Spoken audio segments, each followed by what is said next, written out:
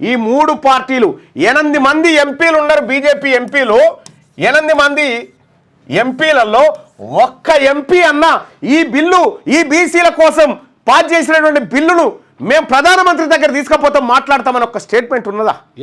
ఒక్క నాయకుడన్నా భారతీయ జనతా పార్టీ నుంచి? భారతీయ జనతా పార్టీకి బాధ్యత లేదా? సగం మంది ఎంపీలు చేయాల్సిన కార్యక్రమం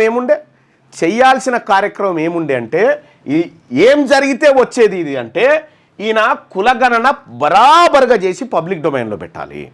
కులాల వారి డెడికేట్ కమిషన్ రిపోర్ట్ పర్ఫెక్ట్గా చేయాలి. ఎంపారికల్ డేటా తయారు చేయాలి. చట్టసభల ఆమోదం తీసుకోవాలి. చట్టసభల ఆమోదం తీసుకొని పోయి మొత్తం తెలంగాణ రాష్ట్రంలో ఉన్నటువంటి అఖిల పక్షాన్ని ఢిల్లీకి తీసుకొని పోయి ప్రధానమంత్రి గారి దగ్గర కూర్చొని ఇక్కడ పరిస్థితులు వివరించి పార్లమెంటు ద్వారా 9th షెడ్యూల్లో పెట్టడం ద్వారా వస్తుంది. ఇక రెండోది నేను కొత్త ఉపాయం కూడా చెప్పిన రేవంత్ రెడ్డి గారికి. ఏమని? అయ్యా నువ్వు 4 కోట్ల మందిని కంట్రోల్ చేస్తున్నాను చెప్తా ఉన్నావు కదా, 2 రెడ్లను నీ రెడ్డి జాగృతులని పిటిషన్లు వాపస్ తీసుకోమను. ఇక్కడ ఎన్నికలు జరుగుతాయని చెప్పిన, పిటిషన్ వాపస్ తీసుకోమని చెప్పిన. అసలు కోర్టుల దగ్గరికి పోకపోతే కోర్టులు పట్టించుకోవు, కోర్టుల దగ్గరికి పోకపోతే కోర్టులే పట్టించుకోవు. కానీ కోర్టుల దగ్గరికి తోలింది ఎవరు? రేవంత్ రెడ్డి తోలిండు, హరీష్ రావు మనుషులు వాదించిర్రు, బీజేపీ ఖతం చేసింది. ఈ ముగ్గురు కలిసి చేసినటువంటి మోసం ఇది.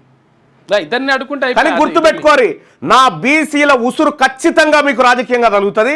ఆ రోజు త్వరలోనే వస్తుంది.